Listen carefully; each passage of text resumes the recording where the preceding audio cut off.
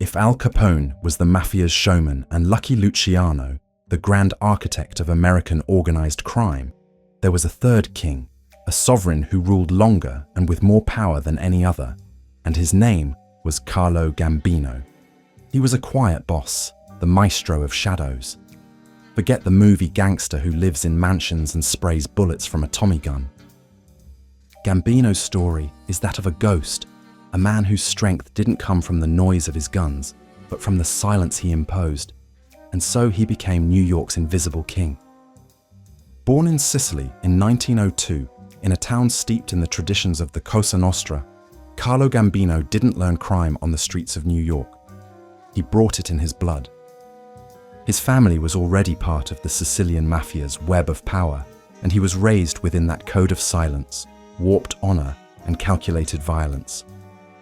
When he arrived in the United States illegally in 1921 aboard a freighter, he was not just another poor immigrant chasing the American dream. He was a trained soldier ready for war, carrying a letter of introduction from Italian mobsters to his American cousins. He quickly blended into the crime family that would one day bear his name, working under old guard bosses.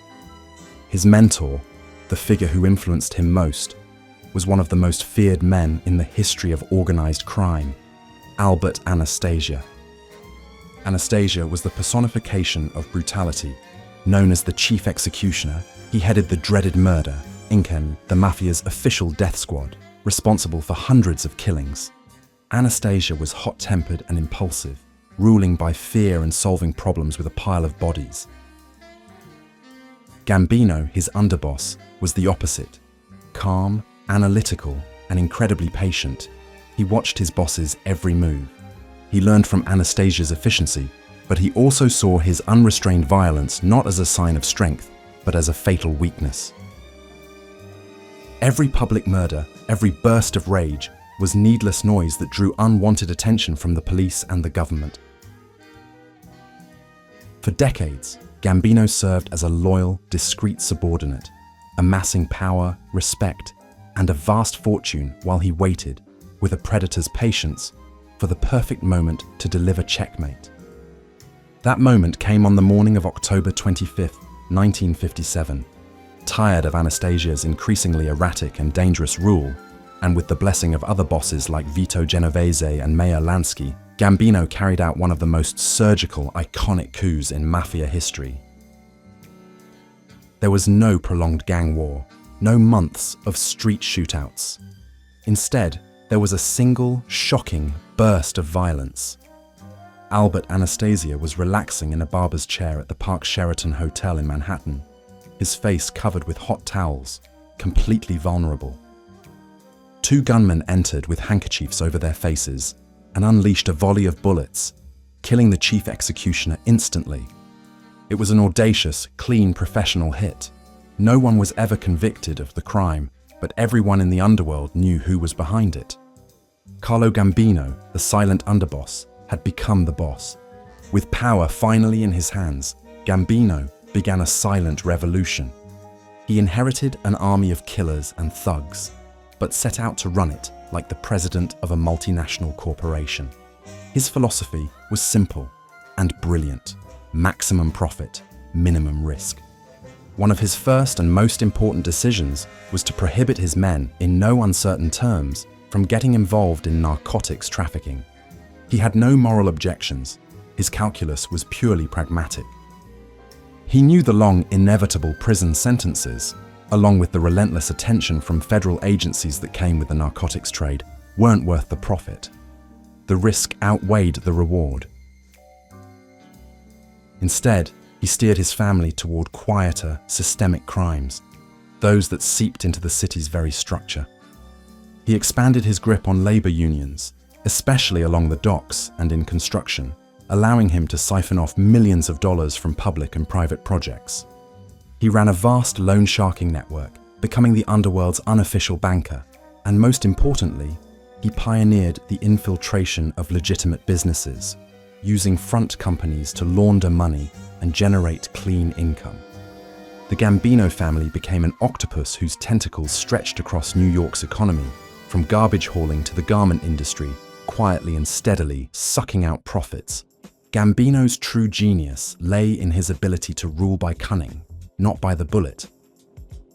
Where other bosses saw an insult that demanded blood, Gambino saw a business opportunity or a weakness to exploit. He was a master manipulator. He settled disputes among the families not as a tyrant, but as a diplomat, a respected mediator. Bosses from other families came to him for advice, not realizing they were being guided by a mind that had already calculated every possible outcome, always to his own benefit. He weakened rivals subtly, pitting one against another, backing the losing faction just enough to keep the balance of power. He rarely needed violence, because his influence was so absolute that his word was law. Of course, even the quietest king occasionally had to show strength to keep order. A rebellious gangster named Joseph Crazy Joe Gallo openly challenged Gambino's power. He would become the exception that proved the rule. After a series of provocations and an attempt to spark a civil war within the Colombo family, Gallo was gunned down in a Little Italy restaurant in 1972 while celebrating his birthday. It was a clear, public, brutal message to the entire underworld. Even the king's great patience had a limit, and crossing it was fatal. As he consolidated his empire, the FBI and other law enforcement agencies were obsessed with him.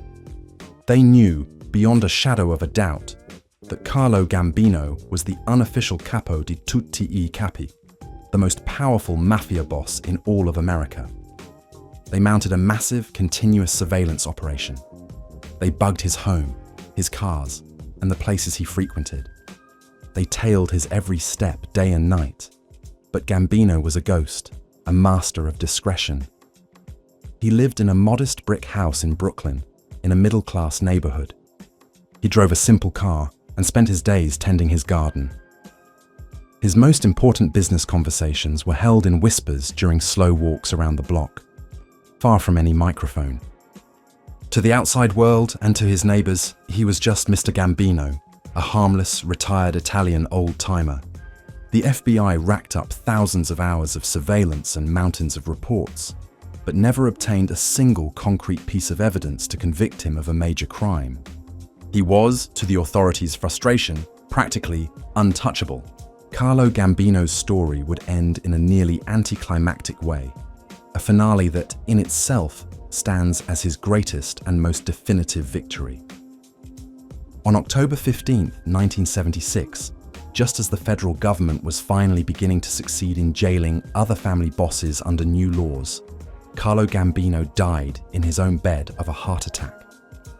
The man who orchestrated countless crimes, ran a multi-billion-dollar empire, and outfoxed the justice system his entire life died of natural causes, surrounded by family. He never spent a single day in a federal prison for his activities as a mafia boss. It was an unprecedented feat for a boss of his caliber and longevity. Gambino proved that true strength doesn't lie in Capone's showiness or Anastasia's violence, but in invisibility. Despite his discretion, he was a monster, without question, a social parasite whose organization thrived on corruption and fear. But he was a calculating monster, patient and brilliant within his own perverse sphere. His story proves that the most dangerous man is usually not the one who shouts the loudest. It's the one who, from the shadows, moves every piece on the board in silence, ensuring the game always ends in his favor, without anyone realizing he was playing at all.